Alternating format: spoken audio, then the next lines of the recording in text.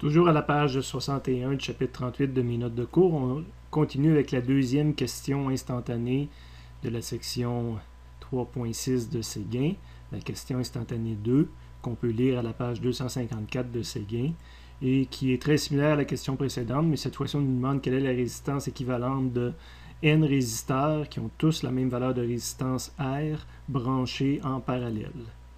Comme tout à l'heure, on va faire deux circuits équivalents. Je rappelle que ce genre de petit dessin-là, c'est un symbole mathématique pour dire que c'est les choses qui sont de chaque côté, c'est des équivalences.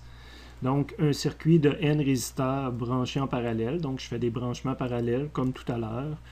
Je ne connais pas le nombre exact. Il y en a N résistance R. C'est pour ça que je mets l'équivalent de trois petits points ici. Donc, une source, du courant qui va circuler dans ces différents résisteurs-là qui ont toutes une valeur de R. Et je veux un circuit équivalent qui a une seule résistance pour le remplacer.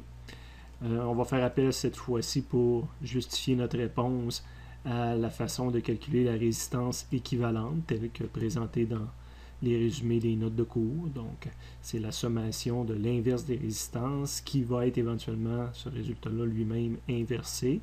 Une autre façon d'écrire, c'est d'enlever le deuxième inversé que je viens de parler en écrivant que c'est 1 sur quelque chose. Ben, c'est 1 sur la sommation de ces choses-là, donc 1 sur la première résistance, 1 sur R1, plus 1 sur R2, plus etc. jusqu'à 1 sur Rn, la nème, mais ils valent tous R. Donc le 1 sur, ça compte pour le moins 1 ici, puis on a notre sommation des inverses ici. En bout de ligne, ben, je reste avec 1 ici, puis ces termes-là, je vais en avoir n fois, ce qui fait n sur R.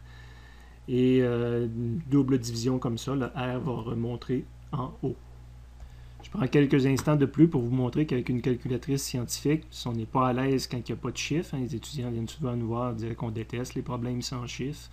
Mais ici, j'ai écrit que R équivalent, c'était 1 divisé par 1 sur R plus 1 sur R plus j'en ai mis 7, un chiffre choisi au hasard.